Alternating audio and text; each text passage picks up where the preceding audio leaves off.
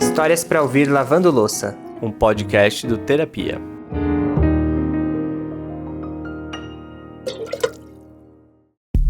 Ei, você aí, com uma pilha de louça esperando um episódio novo para poder lavar? A gente voltou! Voltamos e não estamos sós, meus queridos.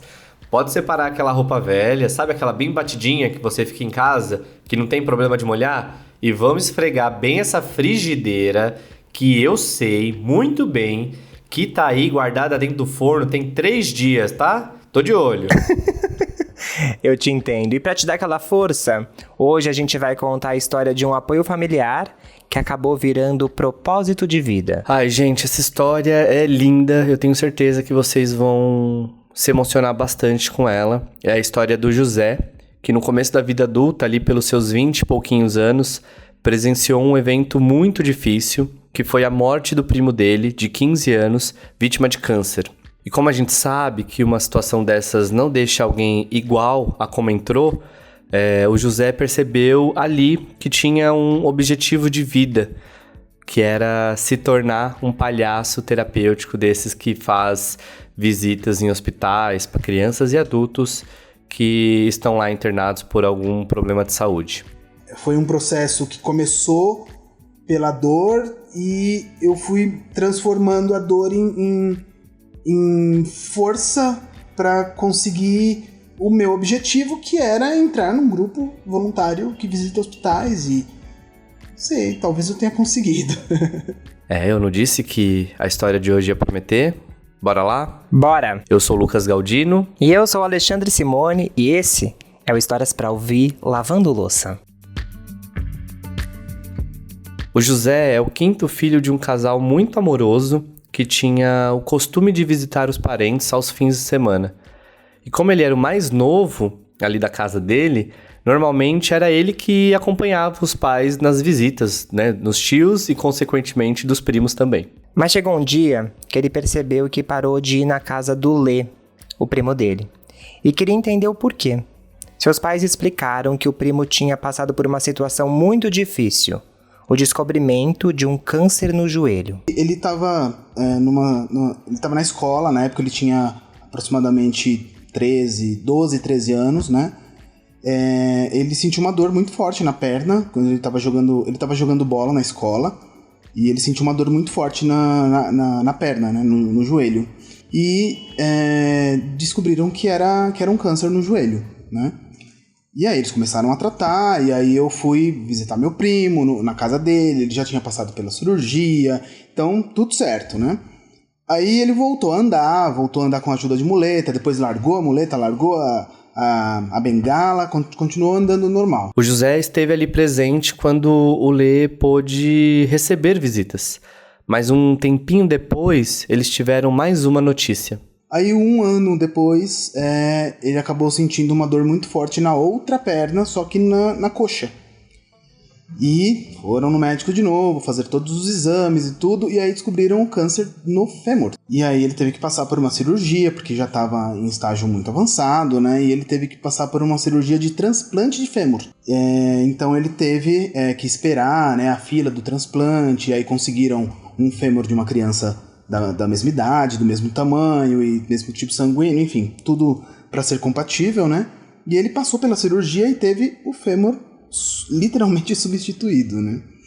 E isso deu uma esperança de que o câncer não voltasse mais e tudo, né? Aqui a gente ouve o relato com muita dor no coração. Imagina um menino de 13, 14 anos passando por uma segunda cirurgia, tão perto uma da outra, e de uma gravidade desse tamanho, né? Fora a ansiedade de aguardar um órgão de um doador do tamanho e da idade compatível, né? E se você estranhou aí doação de fêmur, né, nunca ouviu falar, além de transplante de órgãos como rins, coração, também rola cirurgias para transplante de ossos, que é o segundo tecido mais transplantado no ser humano, perdendo apenas para transfusão de sangue. E aqui vale relembrar que esse transplante passa por uma avaliação rigorosa, não só da saúde do doador, que acabou de partir no caso, mas também da autorização da família, que precisa estar de acordo com a doação. Voltando agora para a história do José e do Lê, quando eles acharam que o pior já tinha passado, veio mais um baque. Um bom tempo depois, que eu já tinha passado a cirurgia do fêmur, né, o transplante, ele já estava em casa e tal, ele sentiu uma dor no outro joelho, né, no joelho dessa perna que teve o fêmur substituído, né? E aí ele começou a sentir uma dor muito forte, foi pro hospital de novo, e aí constatou que o câncer já estava se alastrando por outros órgãos, né, pela perna, né, e aí foi se alastrando, infelizmente. Aqui a dinâmica familiar já tinha mudado bastante. O José não visitava mais o primo com frequência, até porque ele estava passando períodos muito longos internado. E essas situações que já são muito traumáticas também são bastante exaustivas. Já estava rolando ali na família uma alternância para ficar com o Lê no hospital. Ora era a tia, o tio, a prima, até que chegou a vez da mãe do José ligar para ele pedindo para que o José ficasse com o primo lá. Quando você chegar, eu queria conversar com você e tal, que a gente tem uma situação aqui para te contar e tal. Beleza. Eu já sabia que ele estava em tratamento, já sabia que ele tinha feito várias cirurgias e tal. E sabia que era esse o motivo de eu já não ter ido tanto lá passar o final de semana com ele, né, visitá-lo, nem recebê-lo em casa, né? Porque ele estava internado já fazia um bom tempo. Então, o que aconteceu foi que a minha mãe, quando eu cheguei em casa, minha mãe falou assim, o primo quer que você passe uma noite com ele lá no hospital, esse final de semana. Eu falei, tá bom, então eu vou passar o sábado com ele lá. E aí o que aconteceu foi que os meus pais me levaram até o hospital pra eu encontrar com os meus tios no saguão e fazer a troca, né? Trocar os crachás e tal, pra eu ter a liberação pra ficar com ele no final de semana lá no quarto. No trajeto, os meus pais, eu tava no banco de trás, minha mãe na frente, meu pai dirigindo. Aí meu pai olhou pra minha mãe e falou assim, bom, eu acho melhor você já contar pra ele. Achei estranho. E aí ela falou, minha mãe falou assim, Júnior, é o seguinte... a tia ficou muito feliz que você vem, né, ficar no hospital, que a gente tá indo, né, no hospital. Só que assim, ele vai te perguntar algumas coisas e a gente vai ter que falar pra você não contar exatamente a verdade.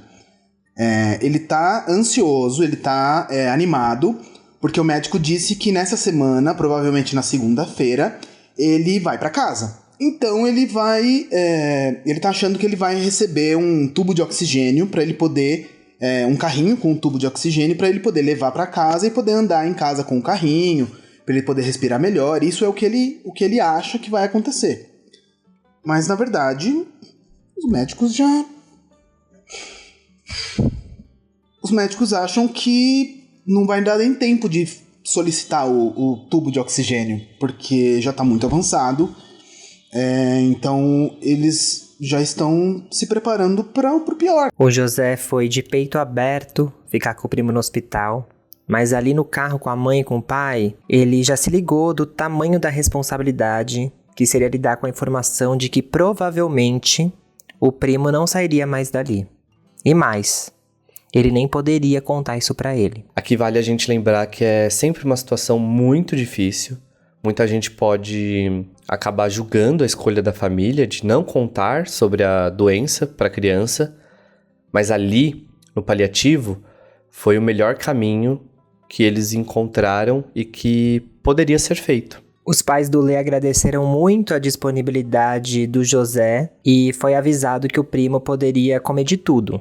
Era só conversar com as enfermeiras que estava tudo certo. Olha que lindo. Então ele me recebeu, e quando eu cheguei no quarto ele abriu um sorrisão e tal. Era sempre muito legal encontrar com ele. Então nós dois ficamos felizes em nos ver, né? E fazia muito tempo que a gente não se via e tal, então foi legal. E a gente começou a se atualizar. E aí, eu fiz uma cirurgia, você ficou sabendo? Eu fiquei sabendo e tal.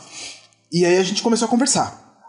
E começou a se distrair. Ele tinha um videogame pequeno, de mão. E aí a gente ficava jogando Street Fighter, eu ficava mexendo no celular também. E a gente ficava conversando, aí eu jogava um pouquinho, passava pra ele, aí ele ficava jogando um jogo de um cachorrinho que você tinha que correr e tal. E aí beleza. Eu acho muito bonito como a gente ouve o José contando e dá pra sentir a cumplicidade dos dois. Aquele momento de jogar videogame, passando o controle pro primo, é um clássico de muitas famílias, né? E agora o José vai contar um momento muito bonito de cumplicidade entre ele e o primo, que eu tenho certeza que vai ser muito difícil de vocês esquecerem. E durante o dia que a gente passou junto, assim, a gente passou muito tempo junto, porque eu cheguei no hospital antes do almoço. Então eu devo ter chegado no hospital, assim, tipo umas 11 horas, 10 horas, assim, da manhã, né? Então ele já tinha tomado café, e a gente ficou conversando, e aí ele falou assim, tô com fome, será que não tá na hora do almoço, não? Pergunta lá pras enfermeiras. E aí eu perguntei pras enfermeiras, e aí elas falaram, não, o medicamento dele é muito forte, a gente vai dar o almoço dele depois, mas se ele quiser comer alguma coisa... Só que o hospital que ele tava era, tipo, do outro lado da rua tinha um Habib's. E cheiro de Habib's, né? E aí ele sentia aquele cheiro, e aí a gente olhava pela janela e falava assim, nossa, que vontade de comer umas esfirras. Você gosta de Habib's? Você gosta de esfirra? Aí eu falei, eu gosto. Será que pode comprar esfirra lá pra você? Aí ele falou, será que pode? Eu tô com vontade de comer esfirra. Você não quer ir lá comprar esfirra, não? Mas traz escondido pra mim. Eu falei, tá bom, eu vou lá, eu vou escondido delas e eu vou trazer escondido pra você. Você quer do quê? Aí eu comprei, aí ele pediu lá uns sabores de esfirra. Eu comprei lá um pouquinho de cada, eu ia comer com ele, escondido e tal. E foi muito bom porque eu perguntei pras enfermeiras, eu falei assim, ele tá liberado pra comer de tudo? Quando eu tava saindo, né? Ele tá liberado pra comer de tudo? Ela falou, olha, pelo quadro dele... Você sabe que sim. Aí ele falou, não, então, ele pediu esfirra. Só que ele pediu escondido. Aí ela falou, não, vai lá, compra as esfirras. Eu não tô sabendo de nada. Tá liberado. Tá liberada a esfirra pra ele. Ele pode comer. Então a gente vai dar até o almoço dele ainda mais tarde do que a gente já ia dar por causa do remédio. Então, ele pode comer. Então vai lá, compra esfirra. E você passa com as esfirras escondidas como se eu não soubesse. Como se realmente fosse uma coisa escondida, proibida, assim. E aí eu passei com as esfirras, assim, embaixo da camiseta, assim, fazendo volume, mas bem dando na cara, assim, pra ele ver que eu tava escondendo. Aí eu entrei no quarto, dei joinha pras enfermeiras e tranquei a porta. E aí eu falei, olha, agora ninguém vai ver que a gente tá comendo esfirra, hein? Peguei a bandeja, coloquei no colo dele, a gente espalhou as esfirras, assim, na bandeja de alimentação. E começou a comer esfirra, e começou a conversar, começou a falar um monte de besteira. Aí eu comecei uma sessão de piada sem graça. Vamos contar piada sem graça? Vamos contar piada sem graça. E aí a gente começou a contar piada sem graça, né? Passou o dia, assim, comendo esfirra escondido. Aí as enfermeiras batiam na porta, colocavam o lençol, assim, dele em cima das esfirras e tal. E era tudo meio escondido. Aí ele limpava a farinha, assim, da boca, né? Então foi bem engraçado, assim, essa parte de ocultar das enfermeiras que ele tava comendo isso. Aí elas entravam e falavam assim, o que vocês estão fazendo, hein? A porta tava trancada. Aí eu, não, nada não, a gente tava só aqui conversando e tal. Eu fechei a porta porque ele ia no banheiro, né, Lê? Aí ele, não, eu fui no banheiro e tal. E aí ficou nessa situação, assim, né, meio oculto, meio segredo e tal, bem legal. Eu amei esse complô com a própria enfermeira pra ter aquele ar de cumplicidade dos dois. Eu acho isso muito bonito e mostra o quanto o José estava disposto ali a estar do lado do primo, independente das circunstâncias, né? Depois de passar o dia todo ali com o primo no hospital, veio aquele momento que é quando o paciente já está mais cansado e precisa ligar algumas medicações. E eu acho que não foi por acaso que o José estava lá com o primo bem nesse dia. Aí a enfermeira entrou e falou assim, eu vou precisar ligar a válvula do medicamento. Quando foi umas 9 horas, ele já tava meio grogue, assim, né? E aí ele jogando o joguinho do cachorrinho dele lá. E aí ele... Júnior, quantos bichinhos tem aqui na tela? Aí eu falei, tem um só. Ele, então pode desligar esse videogame, joga você, que eu tô vendo 2, 3 cachorros na tela, eu não tô conseguindo mais ver direito, tá? Tá começando a ficar cheio de areia meu olho, assim. Aí eu falei, não, tudo bem, é que você tá ficando com sono, tomou um remédio e tal, então vamos continuar aqui. Ele falou, eu tô ficando cansado, tudo bem se eu dormir? Aí eu falei, tudo bem, amanhã de manhã a gente conversa, pode dormir, tranquilo, eu vou ficar aqui assistindo TV, né, e tal. Aí ele encostou, assim, aí ele deu uma despertada, ele falou assim, Júnior, obrigado por você...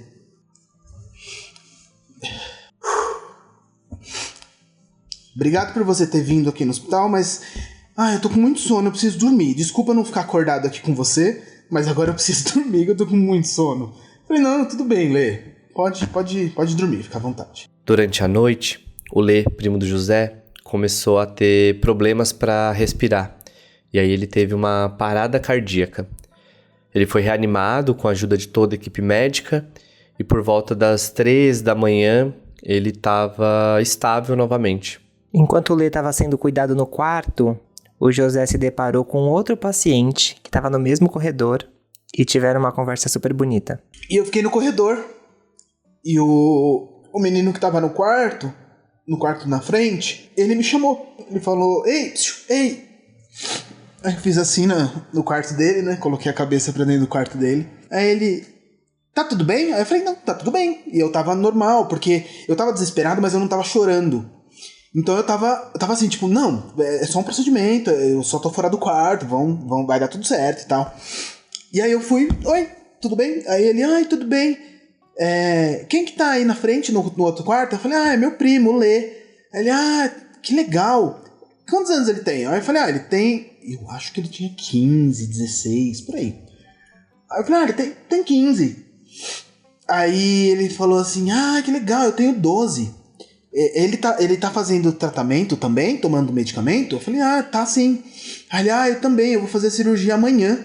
Eu já tô fazendo bastante tempo o tratamento, tomando aqueles remédios fortes, tô carequinha. E ele passava a mão assim na cabeça. Tô carequinha. Aí eu falei, você tá sozinho aqui no hospital? Ele falou, não, minha mãe foi descer pra jantar, daqui a pouco ela tá de volta.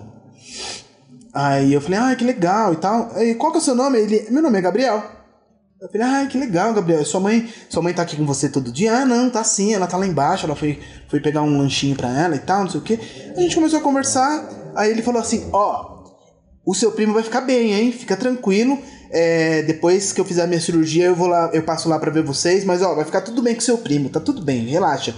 Aí as enfermeiras me chamaram, aí eu falei, Gabriel, obrigado. Boa sorte pra você, bom tratamento, dá um beijo na sua mãe por mim. Aí ele, tá bom, daqui a pouco ela tá de volta. O Gabriel, que também estava naquele momento super sensível, porque imagina uma criança de 12 anos passando por um tratamento de câncer, foi quem acolheu José.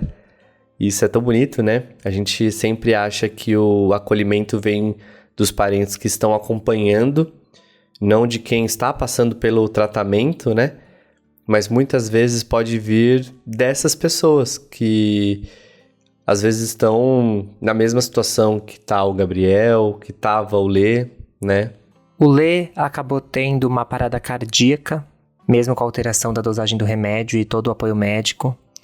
E aí as enfermeiras pediram para que o José ligasse para que a família corresse para o hospital. Quando foi umas 11 horas, as enfermeiras me chamaram, ele teve uma outra parada.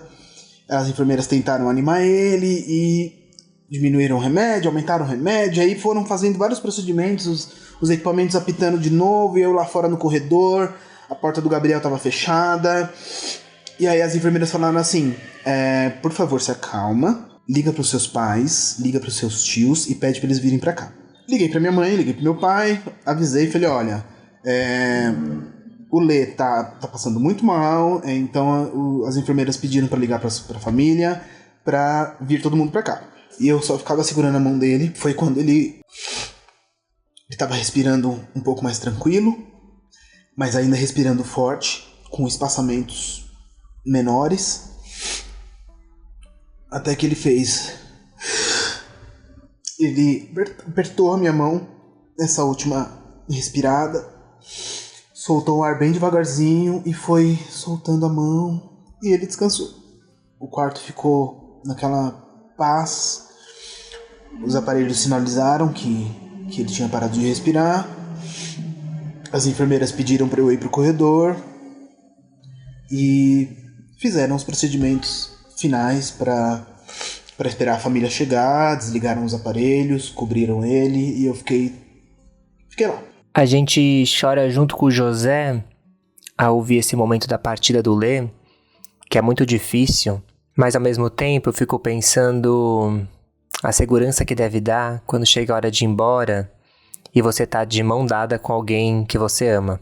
Por isso que eu disse que eu acho que o José tinha que estar lá naquele dia. E depois da partida do Lê, aconteceu todo o movimento ali, né? Os pais chegaram, os tios chegaram, fizeram toda a burocracia ali hospitalar, aconteceu o velório, aconteceu o enterro.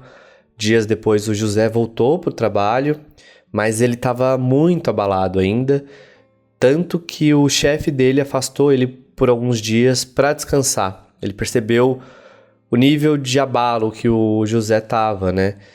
E aí, alguns meses depois se passaram e ele começou a pesquisar sobre trabalhos voluntários em hospitais. Aí eu comecei a pesquisar na internet alguma coisa sobre hospital, sobre crianças no hospital, né? E aí eu lembrei que eu tinha assistido uma reportagem de palhaços no hospital, visitando crianças e tal. Aí eu lembrei o nome, eu falei, é os Doutores da Alegria, né?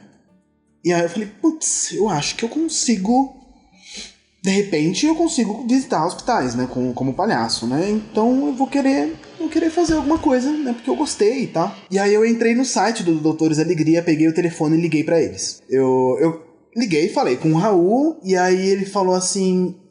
Então, o Doutores da Alegria, ele não é uma ONG, ele não é um trabalho social, ele não é um trabalho que você entra como voluntário e você sai visitando hospitais. Os nossos palhaços são atores profissionais, eles recebem um salário para participar, né, das visitas, para fazer as visitas, tem todo um procedimento. Eu falei, tá, mas eu quero trabalhar eu quero entrar pro Doutores, como é que eu faço, né? Acho que você já deve ter ouvido falar dos Doutores da Alegria, né? É uma organização sem fins lucrativos que a gente admira muito. E para participar tem que ter alguns pré-requisitos. E para você poder se candidatar a uma vaga como palhaço no Doutores da Alegria, você precisa de algumas coisas, né? Ser ator, ter o DRT, que é o registro ali de atores, e você também precisa ser palhaço profissional e que já esteja em um grupo voluntário visitando hospitais por pelo menos 2 anos. Além também de saber tocar 2 instrumentos musicais e cantar o básico ali. Saber dessa lista foi legal porque deu um empurrãozinho no José para se movimentar. E aí quando o José recebeu todas essas informações, ele foi atrás de uma escola de teatro na cidade dele. E lá ele conheceu a Carol, que acabou se tornando uma grande amiga, e que indicou para ele um grupo de palhaços voluntários também ali da região. E com esse grupo... O José trabalhou por muitos anos, ele acabou se tornando coordenador desse grupo e conseguiu juntar mais de 40 voluntários de todas as áreas possíveis. Tinha advogado, tinha psicólogo, tinha o José, tinha muita gente. E aí chegou o momento da seleção dos Doutores da Alegria. Quando chegou em 2018, teve uma seleção para Doutores da Alegria. Teve uma em 2016, eu não me inscrevi. Teve uma em 2018, eu me inscrevi. E entreguei todos os documentos para fazer parte do Doutores. E aí, chegou no dia da seleção, eu recebi um e-mail dizendo que tinha faltado um documento. Aí eu falei, putz, faltou um documento. Aí eles falaram, olha, infelizmente você não vai poder participar da seleção, faltou um documento e tal. Aí eu falei, putz, eu tenho tudo, todo o processo. Eu fiz o curso de teatro, eu já toco 2 instrumentos, eu canto, eu fiz tudo que precisava. Aí eu olhei assim e falei, pô, 2017, 2018, pô, o grupo já tem mais de 5 anos. O meu sonho era estar num grupo de palhaço, visitando hospitais, e eu já estava coordenando um grupo de hospitais há mais de 5 anos. É bonito porque a gente tenta prever os nossos passos, mas a vida vai lá e bagunça, né? Tudo que a gente tinha como certo, como sonho, sei lá, o José era técnico de informática, né? Famoso TI, e de repente se viu como um palhaço, como uma pessoa que leva ali o sorriso, um acolhimento para outras pessoas que estão em uma situação mais vulnerável. Isso é muito bonito. A gente sempre fala aqui da herança que as pessoas que se vão deixam pra nós, e não da herança em dinheiro, que todo mundo fica preocupado, não sei o quê, mas da herança das lembranças, dos sentimentos. E essa, eu acho que o se tornar palhaço é uma herança que o Lê deixou no José, né? Despertou nele, no coração dele, essa vontade de estar ali, ao lado das pessoas, contribuindo. E tão importante quanto os medicamentos é o remédio que vem do coração. A minha caminhada, que começou lá com o meu primo, fazendo uma visita, contando piada sem graça, passando a madrugada com ele no hospital e passando por tudo aquilo, conversando com o Gabriel, que era uma outra criança, no outro quarto, que depois eu perdi o contato, mas aqueles minutos com o Gabriel foi muito tocante pra mim, de entender que, tipo, pô, no quarto da frente tem alguém precisando de visita também, né? Então eu saí do quarto do meu primo, fui lá, conversei com o Gabriel, esperei, voltei pro quarto, fiquei lá com ele, dei uma assistência, e aí eu entendi que, tipo, durante todos esses anos como palhaço, a gente entendeu que o palhaço, ele não está no hospital para visitar o paciente. Ele está no hospital para visitar qualquer pessoa. Então, eu usei tudo aquilo de alguma forma como potencializador do meu palhaço, sabe? A gente espera não passar por momentos traumáticos para poder correr atrás dos nossos sonhos, né? Normalmente a gente já tem uma trilha, mas às vezes sonhos que a gente nem sabia que tinha chegam por essa via. E com essa força e com o amor que o José tinha pelo primo, ele conseguiu achar um propósito para a vida dele que com certeza não surgiria de outra forma. Como eu disse, o José trabalhava com TI, né? Não tem quase, vamos dizer aí, não tem nada a ver com o que ele faz hoje. E tudo isso aconteceu através, claro, de uma perda dolorosa, dolorida, mas veio de uma forma muito bonita também, né? A gente se inspira nessa força que nasceu do José. Eu acho muito bonito o quanto ele estava aberto no momento de muita dor, de muito sofrimento. Ele também se abriu para entender o que o coração dele estava falando e que talvez ali era dele mudar o caminho que ele vinha percorrendo. Esses últimos momentos com o primo foram, claro, muito marcantes para ele, e eu imagino que foi muito marcante para o Lê também. Com certeza facilitou muito da passagem. A gente sempre se preocupa, né? Como é que vai ser? Qual que vai ser a nossa última conversa antes de ir embora? Qual é a última coisa que a gente vai fazer? E que bom que o Lê estava ali envolvido com tanto amor. E a partir disso, todo aquele amor que o José viveu, ele encontrou um jeito de continuar distribuindo esse amor de outra forma em outros lugares. Então, é uma história difícil, né? Que envolve um pouco de tristeza, sofrimento, choro, mas ao mesmo tempo com muito amor envolvido. E acho que isso é o mais importante da vida. E eu espero, acho que o Ale também espera, posso falar por ele, que essa história tenha tocado você aí de alguma forma.